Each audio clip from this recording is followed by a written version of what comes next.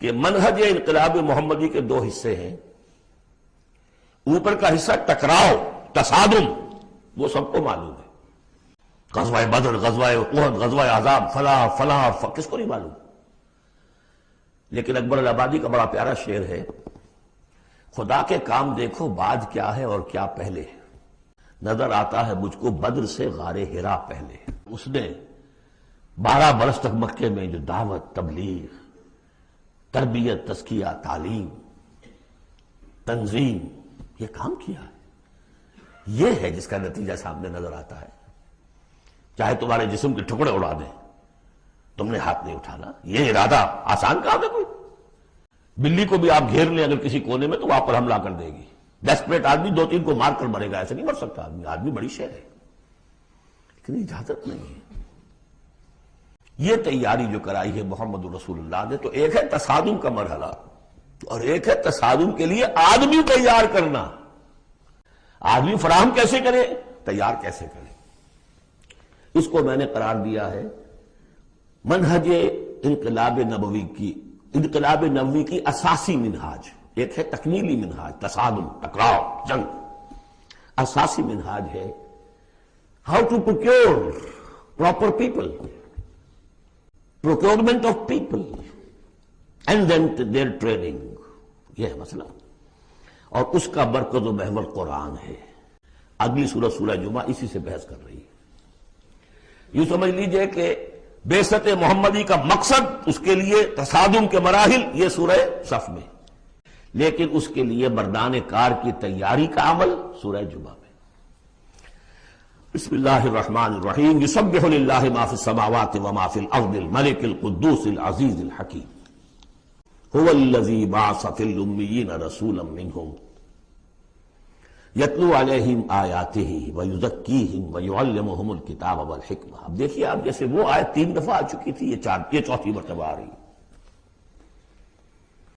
وہ بنیادی طریقہ کار کیا تھا؟ قرآن کی تلاوت.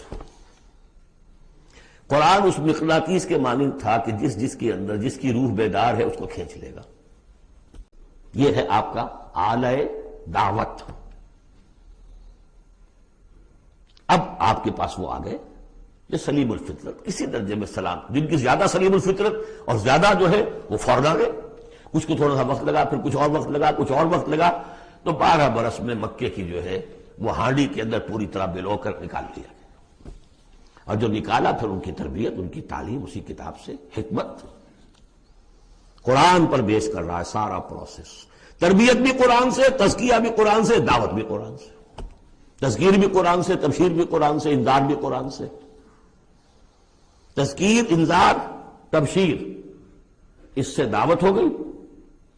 اور شفاء لما فی الصدور، دل کے اندر کی جو روح ہے ان کا علاج. یہ دل کا روح ہے کیا؟ دنیا کی محبت، اللہ خیر صلی اللہ، مال کی محبت، اولاد کی محبت، سب کیا ہے؟ ہاتھی کے پاؤں میں سب کے پاؤں دنیا کی محبت. یہ قرآن نکال دیتا ہے.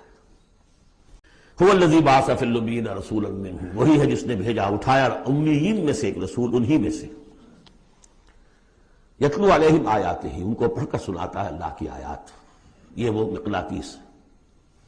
وَيُعَلِّمُهُمُ الْكِتَابَ وَالْحِكْمَةَ، ان کو تعلیم دے رہا ہے کتاب اور حکمت کی. وَيُزَكِّيهِمْ وَيُعَلِّمُهُمُ الْكِتَابَ، وہ تزکیہ کر رہا ہے. تلاوت آیات کے ذریعے سے غلط نظریات ختم ہوئے. غلط نظریات ختم ہوئے. ان غلط نظریات پر جن ہمارے اعمال کی بنیاد تھی، ہر عمل کے پیچھے کوئی نظریہ ہے، کوئی ویلیو ہے جو آپ کے ذہن میں ہے، جس کے تحت آپ کوئی بھاگ دوڑ کر رہے ہیں، کوئی عمل کر رہے ہیں. وہ ویلیو غلط ہے تو عمل غلط ہوگا، ویلیو صحیح عمل صحیح ہوگا. قرآن نے ویلیو آپ کی صحیح کر دی. تو گویا کہ اب یہ برے اعمال، بری عادات، یہ جیسے پت جھڑ میں پتے جھڑ جاتے ہیں، خود ہی جھڑ جائیں گے. کیسے رہیں گے؟ اندر سے غذا ہی نہیں مل رہی، اندر تو جڑ ختم ہو گئی ان کی. یہ ہے تزکیہ. اور پھر تعلیم کتاب و حکمت. اب انہیں سکھاؤ، احکام دو، اور بڑی گہری بصیرت والی باتیں بھی سکھاؤ. وہ سب کے لیے نہیں ہے.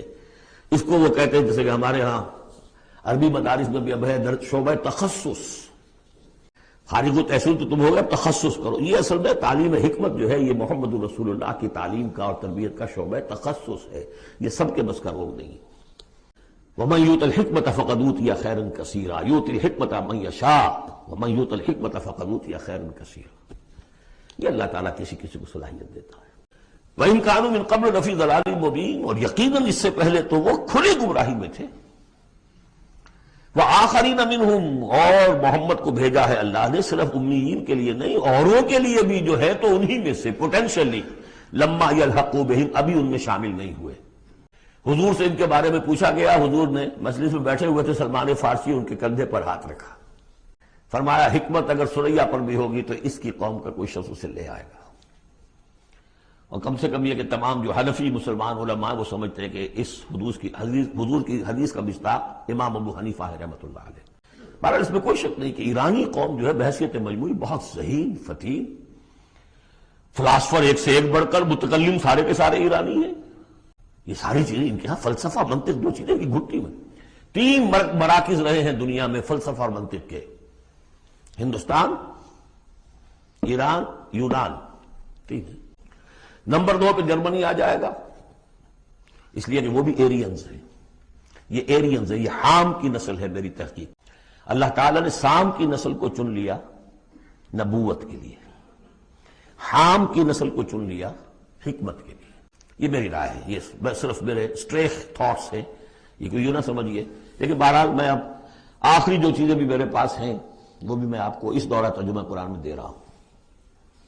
وآخرین منہم لما یلحقوا بہم، میرے نزدیک اس آیت کی صحیح تعبیر کیا ہے کہ ایک نیوکلیس، جیسے کہ اسٹرکچر آف ایٹم ہے، ایک نیوکلیس ہے، اس میں پروٹونز ہوتے ہیں، اور بھی بڑی بلائیں ہوتی ہیں، اب تو ایک سے ایک نکلی آ رہی ہیں۔ جب ہم نے فزکس پڑھی تھی تب یہ تھا کہ ایک نیوکلیس ہے، اس میں پروٹونز ہیں، پازیٹو چارج ہے، اور پھر یہ ادھر جو ہے وہ اب الیکٹرانز چل رہے ہیں دائرے میں، بڑا ایٹم جو ہے وہ بہت سے دائروں میں۔ تو نیوکلیس اس امت کا امیین، بنو اسماعیل اور ان کے تابع اہل عرب مشرکین، یہ نیوکلیس۔ پھر سب سے پہلے ایرانی آ گئے، پہلا جو ہے الیکٹران ایرانیوں کا ہے۔ پھر رومی آ گئے، کچھ آ گئے، ادھر سے کچھ قبطی آ گئے، ایجپشنز، ادھر سے آگے آپ بڑھے تو ہندی آ گئے، سندھی آ گئے، پہلے سندھی آئے پھر ہندی آئے، یہ سب ہیں اب مختلف دائرے، یہ بڑھتا جا رہا ہے۔ لیکن نیوکلیس امیین اور باقی سب آخرین۔ امیین میں سے چونکہ خود حضور تھے لہذا ان پر اتمام حجت آخری درجے میں ہو گئی، لہذا ان کے لیے کوئی رعایت نہیں تھی، اگر ایمان نہیں لائیں گے تو قتل کر دیے جائیں۔ یہ سورہ توبہ میں ہم پڑھ چکے ہیں۔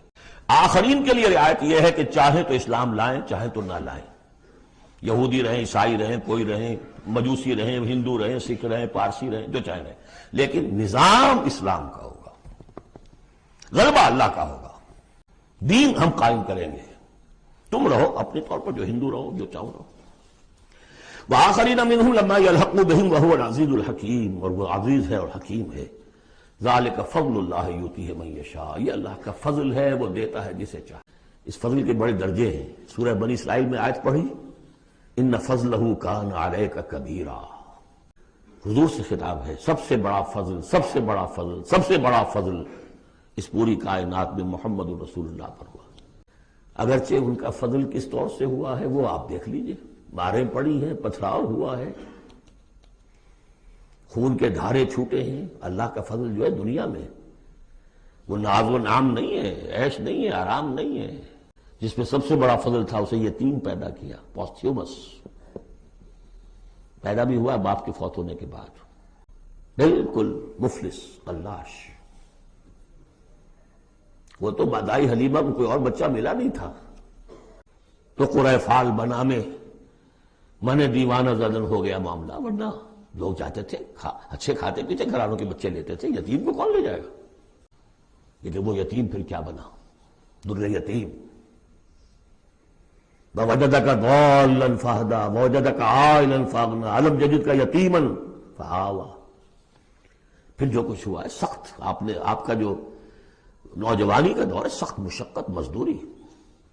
آپ کہتے ہیں میں قریش کی بھیڑیں بکریاں چند ٹکوں کی مزدوری پر چلایا کرتا تھا، قرارید، درہم و دینار نہیں، قرارید، ٹکے پیسے۔ بہرحال یہ دنیا کا معاملہ اور ہے۔ فرمایا وآخرین منہم لما یلحقوا بہم وہو العزیز الحکیم، ذالک فضل اللہ، یہ میں بیان کر رہا تھا، فضل کبیر بلکہ فضل اکبر تو ہوا حضور پر۔ پھر جو بھی محمد کے دامن سے وابستہ ہو گیا، بہت بڑا فضل ہے. چاہے اللہ نے ہمیں پیدائشی طور پر یہ فضل دے دیا ہے، ہم اس فضیلت کا قدر نہ کریں اور وہ پھر راندہ درگاہ حق ہو جائے وہ دوسری بات ہے. اللہ نے تو دیا. بل اللہ یمن علیکم ان ہداکم للایمان، تمہیں اس راستے پر ڈال دیا ہے اللہ کے بندو، تمہیں پیدا کیا وہاں جہاں تم نے پیدا ہوتے کال میں اذان سنی ہے اور دوسرے کال میں اقامت سنی ہے. اس سے بڑا فضل کیا ہوگا؟ لیکن تم نے اس کی ناقدری کی تو یہ دوسرا بات ہے. ذالک فضل اللہ یؤتیہ من یشاء واللہ ذو الفضل العظیم، اللہ بڑے فضل والا ہے. لیکن یہ کہ اب یہ جو پروسیس تھا، جو محمد رسول اللہ کا اعلی انقلاب تھا، قرآن، اب محمد تو جا رہے ہیں صلی اللہ علیہ وسلم، یہ پروسیس آگے کون جاری رکھے گا؟ نبی تو کوئی اور آنا نہیں. لہذا حضور نے کہا خطبہ حجۃ الوداع میں، قد ترکت فیکم ما ان تمسکتم بہ او اعتصمتم بہ لن تضلوا ابدا کتاب اللہ. میں چھوڑ کر جا رہا ہوں. یہ محمد کے قائم مقام ہے. یہ قرآن، یہ عصائے موسیٰ سے 100 گنا بڑا معجزہ ہے. عصائے موسیٰ صرف موسیٰ کے ہاتھ میں تھا تو معجزہ تھا، بعد میں تو وہ لٹھیا کی لٹھیا ہے. اور کیا ہے؟ پڑا ہوگا کسی ٹرنک کے اندر، شاید ہو اب بھی، جیسے کہ کہتے ہیں یہودی ہے لاٹھی ہے. اب وہ سانپ تو نہیں بنے گا کسی کے لیے. یہ معجزہ ہے جو ہر ایک کے ہاتھ میں آ سکتا ہے، بشرطے کہ اس کا حق پہچانے، اس کا حق ادا کرے، اس کی قدر و قیمت کو جانے. افبہذا الحدیث انتم مدہنون وتجعلون رزقکم انکم تکذبون. اس کے ساتھ تمہارا یہ معاملہ ہے، یہ مداہنت ہے. دنیا بھر کی زبانیں سیکھ لو، دنیا بھر کے علوم سیکھ لو، اتنی عربی نہیں کہ قرآن مجید کو براہ راست سمجھ سکو. اور اگر یہ قرآن تمہیں پوزیس کر لے گا تو خدا کی قسم کھا کر کہتا ہوں کہ کسی اور کام میں دل نہیں لگے گا آپ کا. یہ کیا کام ہے؟ گھس گھس گھس گھس گھس کر کے تنخواہ ہو گئی 30,000 40,000 50,000 تنخواہ لے کے آ گئے. بس یہی ہے. Were you created for that? ابراہیم بن ادم کا آپ نے سنا ہوگا نام. بادشاہ تھے کسی علاقے کے، شکار پر گئے ہوئے تھے تو وہاں کہیں آواز انہیں سنائی دی، کسی فرشتے کی تھی یا یہ کہ خود ان کے اپنے دل کی آواز تھی. یا ابراہیم لہذا خلقت ام لہذا امرت. اے ابراہیم سوچو، کیا اس کام کے لیے تمہیں پیدا کیا گیا تھا؟ کیا تم اس کام کے لیے پیدا کیے گئے تھے اور تمہیں اس کام کا حکم ہوا تھا شکار کھیلو جا کر؟ بس وہی سے کایا پلٹ ہوئی. تو سوچنے کی بات ہے. اب ترتیب بتا رہا تھا اصل میں، ورنہ بات لمبی ہو جائے گی، کہ اب یہ قرآن کے بارے میں تمہارا طرز عمل کیا ہوگا. تصویر دکھائی جا رہی ہے پھر سابقہ امت کی، انہیں بھی ہم نے دی تھی کتاب تورات. مثل الذین حملوا التوراۃ ثم لم يحملوها كمثل الحمار يحمل اسفارا. مثال ان لوگوں کی جو حامل تورات بنائے گئے پھر وہ اس کے حامل ثابت نہ ہوئے. اور حمل میں خاص ایک بات ہے، حمال کسے کہتے ہیں؟ بوجھ اٹھا کر ایک جگہ سے دوسری جگہ لے کر جانا، حمال اسے کہتے ہیں. اسر اور حمل میں نے فرق بتایا تھا آپ کو سورہ بقرہ جب پڑھ رہے تھے آخری کا، کہ اسر وہ بوجھ ہے جس کے نیچے انسان دب کر رہ جائے، چل نہ سکے، اسر ہے. اور حمل وہ ہے جس کو لے کر چل سکے. اب عورت کا بھی حمل ہوتا ہے، وہ لے کر چلتی ہے. بہرحال جب ایڈوانس پریگننسی ہوتی ہے دکھ تو ہے، تکلیف ہے، وہن علی وہن تو ہے، چل سکتی ہے. اس لیے حمال ہے، وہ لے کے جا رہا ہے. تو حمل التوراۃ، یہ اللہ تعالیٰ جس کو یہ کتاب دیتا ہے حامل بناتا ہے، اس کے ذمے سے پہنچاؤ. لتبیننہ، تمہارا فرض ہے اسے واضح کرو، اسے عام کرو. یا اہل القرآن، حضور نے فرمایا ہے قرآن والو لا تتوسد القرآن، قرآن کو تکیہ نہ بنا لینا. ایک ذہنی سہارا ہمارے پاس اللہ کی کتاب ہے. 40 من سونا ہم نے لگا دیا ہے اس قرآن کو تاروں سے لکھنے پر.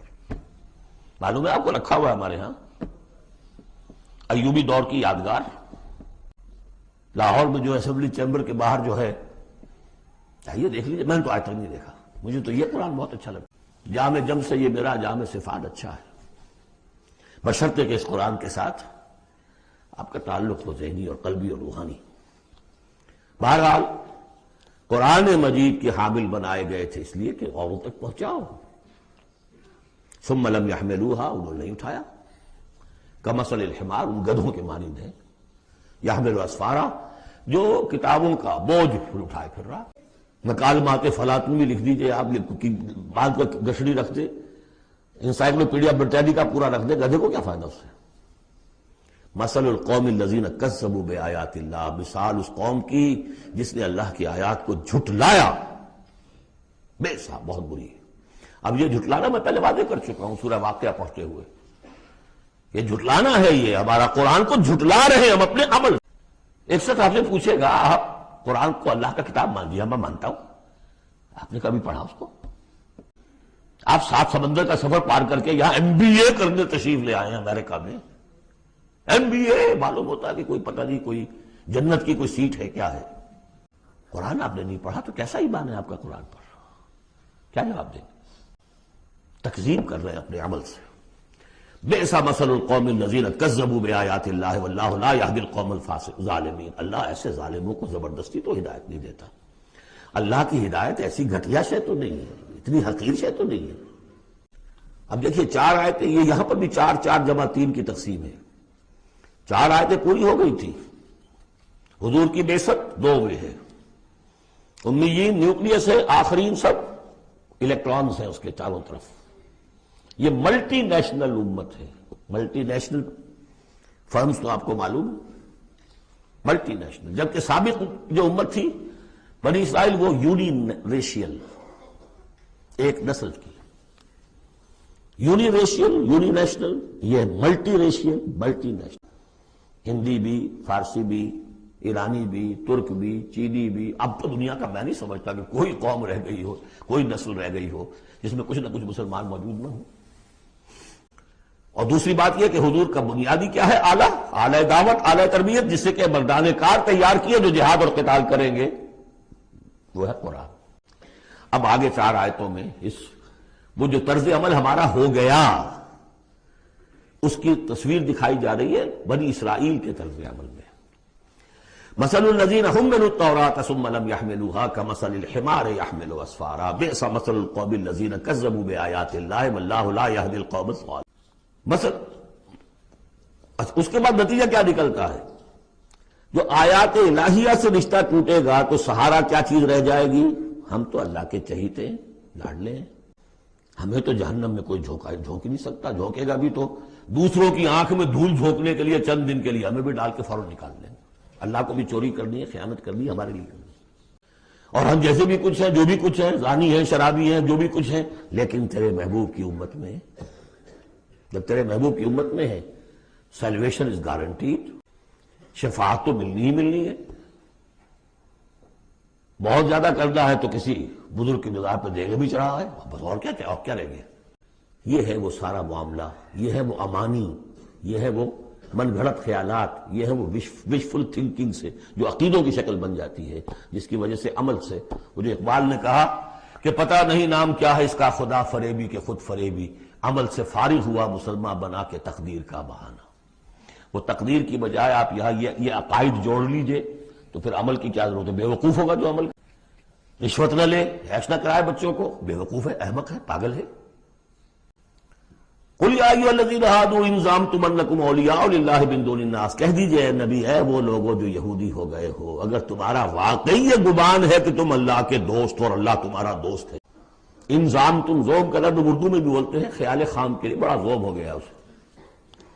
ان زعمتم، اگر تمہیں یہ خیال خام لاحق ہو گیا ہے، انکم اولیاء للہ من دون الناس فتمنوا الموت ان کنتم صادقین، یہ سورہ بقرہ میں آ چکا۔ اگر ایسے واقعی خیال ہے تو تمہیں موت کی تمنا کرنی چاہیے۔ دوست سے ملنے کی آرزو ہوتی ہے یا ہجر کی؟ وصال چاہیے یا ہجر چاہیے؟ ولا يتمنونه ابدا بما قدمت ایدیہم، یہ ہرگز تمنا نہیں۔ کیوں؟ بسبب اس کے جو ان کے ہاتھ آگے بھیج چکے ہیں، انہیں معلوم ہے ہم نے کیا کرتوت آگے بھیجے ہیں۔ بل الانسان علی نفسہ بصیرہ، انسان کو خود معلوم ہے کہ میں کیا کچھ بھیج چکا ہوں، کیا کیا کمائیاں کی ہیں، کیا کیا حرام خوریاں کی، وہ سارے کے سارے جو ہیں وہ تو آگے بھیجے ہوئے ہیں۔ واللہ علیم بالظالمین، اللہ ان ظالموں سے خوب واقف ہے۔ قل، اے نبی ان سے کہہ دیجئے، ان الموت الذی تفرون منہ فانہ ملاقیکم، وہ موت جس سے تم بھاگتے ہو وہ تم سے ملاقات خود فرما لے گی۔ تم بھاگتے رہو، انہ ملاقیکم، وہ آن کھڑی ہوگی سامنے۔ ثم تردون الی عالم الغیب والشہادہ، پھر تمہیں لوٹا دیا جائے گا اس ہستی کی طرف جو غیب اور شہادہ سب کا جاننے والا ہے، جو تمہارے سامنے ہے اس کا بھی، جو تمہارے پیچھے ہے اس کا بھی، جو بحیثیت نوع انسانی تمہارے لیے کھول دیا گیا اس کا بھی، اور جو تمہارے سے غیب میں رکھ دیا گیا اس کا بھی۔ فَيُنَبِّئُكُم بِمَا كُنتُمْ تَعْمَلُونَ، پھر وہ تمہیں جتلا دے گا جو کچھ تم کرتے رہے تھے۔ یہ دوسرا حصہ ہو گیا، گویا کہ جو کتاب محمد رسول اللہ دے کر گئے ہیں، قد ترکتم، اور جس کے لیے حکم دے کر گئے تھے کہ اب تمہارے ذمے ہے، میرے کندھے پر سے یہ بوجھ اتر کر تمہارے کندھوں پر آ گیا ہے۔ الا هل بلغت انا نشهد انك قد بلغت واديت ونصحت، انا نشهد انك قد بلغت الرسالة واديت الامانة وكشفت الغمة، یہ گواہیاں لی ہیں۔ اس کے بعد اللہم اشہد، اللہم اشہد، اللہ تو بھی گواہ ہے، یہ مان رہے ہیں۔ اور پھر فَلْيُبَلِّغِ الشَّاهِدُ الْغَائِبَ، ایک سائی آف ریلیف، میرے کندھے پر جو بوجھ تھا، اِنَّا سَنُلْقِي عَلَيْكَ قَوْلًا ثَقِيلًا، کل یہ آیت ہم نے پڑھنی ہے، آج وہ بوجھ میرے کندھے سے اتر گیا، لیکن تمہارے کندھوں پر آ گیا۔ مجھے تو صرف امیین تک یہ فرض براہ راست انجام دینا تھا، تمہیں پوری نوع انسانی تک انجام، ہیوی برڈن۔ اس کے لیے یہ ہے دوسرا حصہ 4 آیات کا۔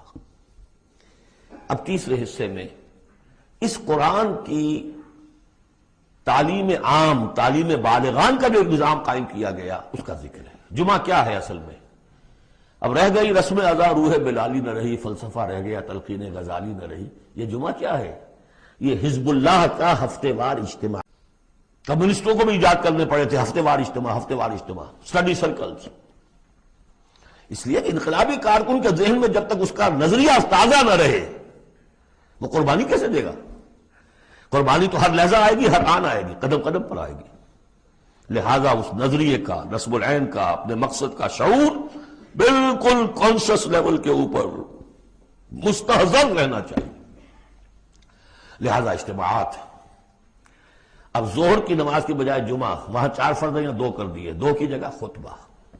خطبہ کس لیے؟ تعلیم قرآن، تعلیم بالغان۔ ظاہر ہے وہاں کالجز نہیں تھے، کتابیں نہیں تھی، پریس نہیں تھے، چھاپے خانے نہیں تھے، آڈیوز نہیں تھے، ویڈیوز نہیں تھے۔ ہفتے میں 1 دن ایسا نکال لو، اگرچہ پورا دن نہیں چاہیے، یوم سبت کی طرح نہیں ہے، نہاؤ دھو، اچھے کپڑے پہنو، خوشبو لگاؤ، آؤ مسجد میں چل کر، پہلی گھڑی میں آ جاؤ گے تو اتنا ثواب ہوگا جتنا کہ ایک اونٹ کی قربانی کا۔ ہم نے آنکھوں سے دیکھا ہوا بچپن میں، 7-8 بجے کے قریب مسجدوں کے اندر ہجوم ہوتے تھے، لوگ پہنچ جاتے تھے گاؤں سے، اس لیے گاؤں میں جمعہ ہوتا نہیں۔ اب تو ایک خاص مسلک ہمارے ہاں جو آیا اہل حدیث حضرات کا، انہوں نے 4 آدمیوں پہ بھی جمعہ کھڑا کر دیا، تو اب خام خواہ کو جائے گا کوئی آدمی شہر کے؟ پہلے تو یہ تھا کہ جو مسئلے جامع نہ ہو، جو ایک شہر نہ ہو جس کے اندر کہ کوئی حکومت کا ایک بڑا افسر نہ رہتا، اس کے بغیر جمعہ نہیں ہوتا۔ پھر ان مسئلوں کو چھوڑ دیجئے، آئیے جمع ہوئیے، کوئی نائب رسول منبر رسول پر کھڑے ہو کر وہی عمل کرے، یتلو علیہم آیاتہ ویزکیہم ویعلمہم الکتاب والحکمہ، تاکہ یہ پروسیس اب ابدی ہو جائے امت کے اندر۔ اس لیے جمعے کی یہ اہمیت ہے کہ فرمایا گیا کہ 3 جمعے بھی چھوڑ دو گے بغیر عذر کے، لَيَخْتِمَنَّ اللَّهُ عَلَىٰ قَلْبِهِ، اس شخص ایسے شخص کے دل کے اوپر اللہ تعالیٰ مہر کر دے۔ لیکن بات یہی ہے کہ وہ ساری حکمت ختم، وہ مقصد ختم، نہ وہ مقصد ہے، رہ گئی رسم ادا، روح بلالی نہ رہی، اور فلسفہ رہ گیا، تلقین غزالی نہ رہی۔ جمعہ ہے پھر بھی کھنڈر بتا رہے ہیں عمارت عظیم تھی، اب بھی جو اہتمام ہوتا ہے جمعے کے لیے کھنڈر ہی صحیح، لیکن بتا رہے ہیں کہ یہ کتنی بڑی عظیم عمارت تھی۔ بس اب ترجمہ کر لیجئے، وقت بہت کم ہے، جو اس کا ربط ہے انہوں نے بیان کر دیا۔ یا ایھا الذین آمنوا اذا نودی للصلاۃ من یوم الجمعۃ فاسعوا الی ذکر اللہ وذروا البیع، اے ایمان والو جب تمہیں پکارا جائے نماز کے لیے جمعے کے دن، یعنی جمعے کی نماز کے لیے، تو لپکو اور دوڑو ہر طرح کے کاروبار کو چھوڑ کر اللہ کے ذکر کی طرف، اور چھوڑ دو کاروبار۔ اور یہاں ذکر سے مراد نماز تو ذکر ہے ہی، اصل میں خطبہ ہے۔ ذالکم خیر لکم ان کنتم تعلمون، یہی تمہارے لیے بہتر ہے اگر تم علم رکھتے ہو۔